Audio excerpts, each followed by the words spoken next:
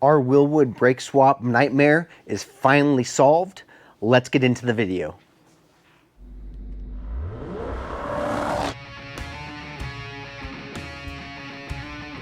Built with soul, not just steel.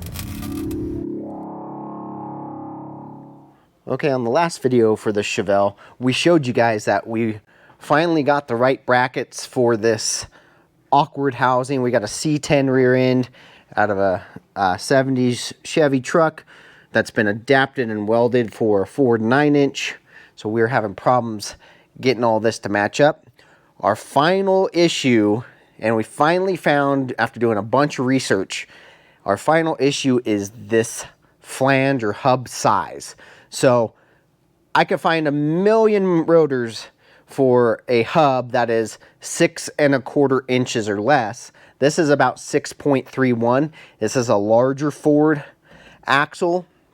So from what I've read online, this needs to be machined down. So we found the right rotors for this exact kit, 11 1/4 inch rotors for a 6 1/4 or smaller hub. So what we're going to do, we're going to yank these axles back out and we're going to machine this down to just a hair below 6 1/4 so it can fit a multitude of different rotors.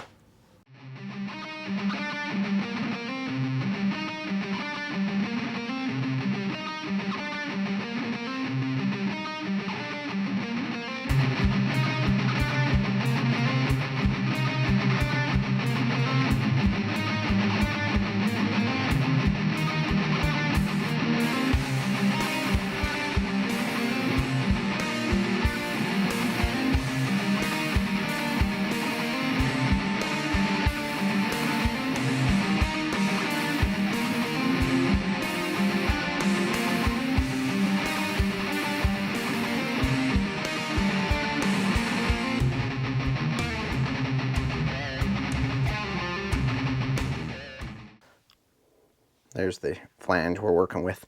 So we have, like I said, we're at 6.31. We need to bring it down to 6.25 or less. As you see, we have way more than enough meat to go ahead and shave these down. So, because, you know, you're going to split the difference. So we got to take basically 0.06 off, but you're going to divide that by 2. So we're only going to take 0.03 from this side, 0.03 from this side on both axles, and that should allow us to fit basically, like I said, any other style rotor. Excellent news, you guys. So when I purchased this mini lathe, I wanted one that had the largest axle hole as possible. This axle just barely fits all the way through, so we don't have to take this thing to the machine shop. If you guys are interested in a mini lathe, this thing is amazing. Check out the affiliate link. I have this exact one down in the description below. This thing's fantastic. Now, if you look here, we can't go forward with the main drive anymore because it'll hit the axle. But what's awesome about this, back this off here.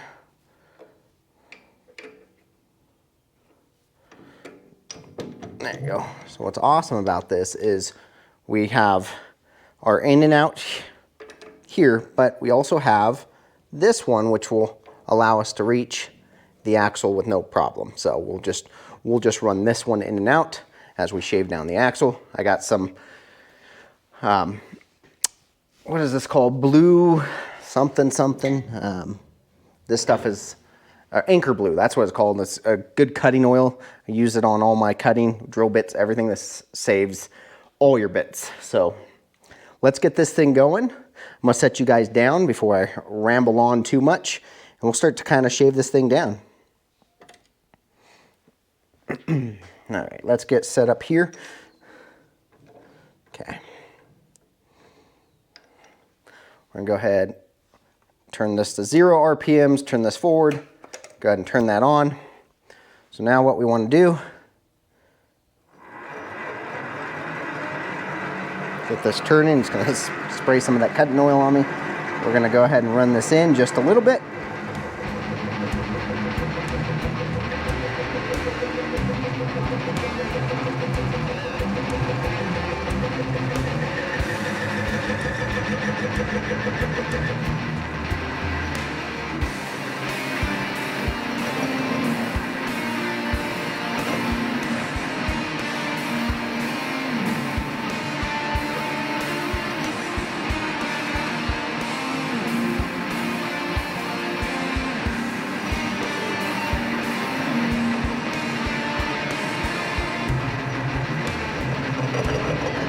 Again, we're just taking off the bare minimum.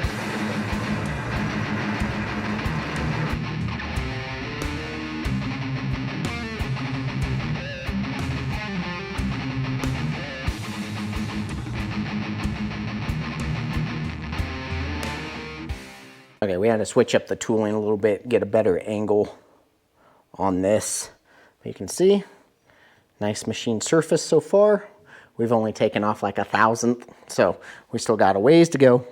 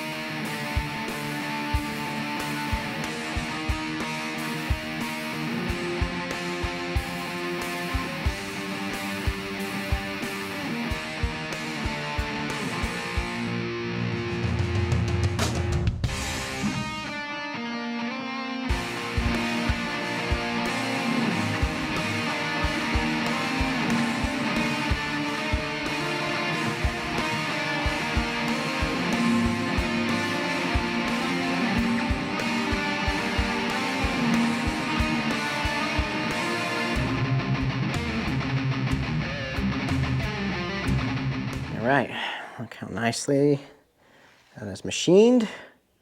So we're gonna take our measurement, see how we're doing. We should be getting pretty close now.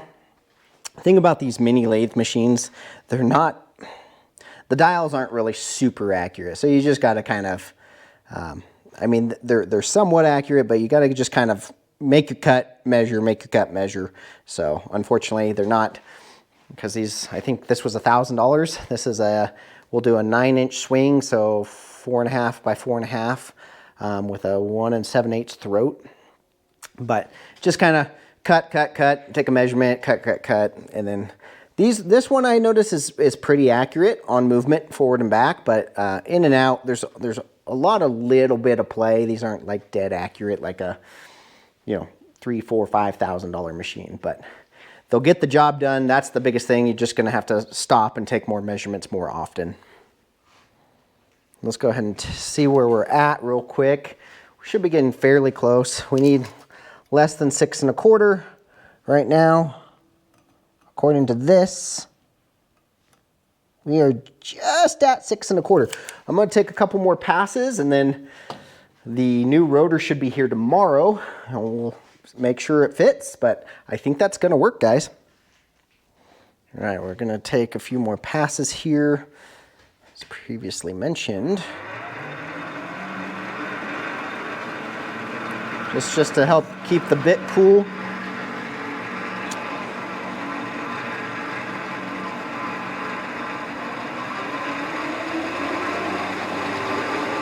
Found about 750 RPMs is good without a lot of vibration on this thing, so.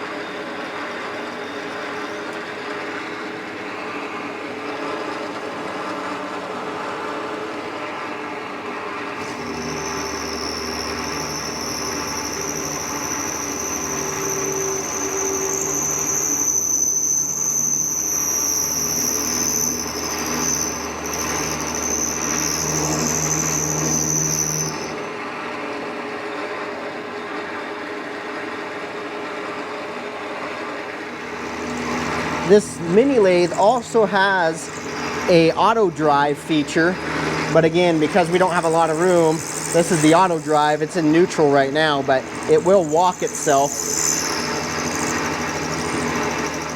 All right, slow this down to 0.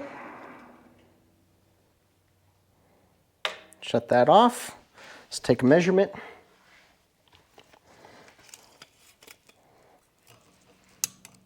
Okay. According to this, we are now below 6 1/4. So we should be able to fit the new brake rotor. Guys, we just verified that the axle flange fits inside. We have a spare rotor in there that's an 11 inch. We need 11 1/4 inch diameter, so it's a little small rotor.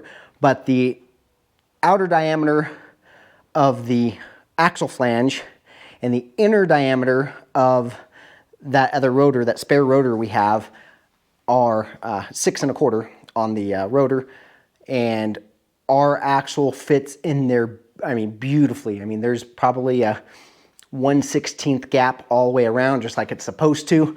So this method works. Pick yourself up a mini lathe for your home shop. You get a lot of things done where you don't got to go to the machine shop. It's worth the investment, in my opinion. This Chevelle's coming together. If you're watching, guys, this is JP Street and Performance, where dream cars are built, not bought. From the first cut to the final pass, we'll catch you on the next project.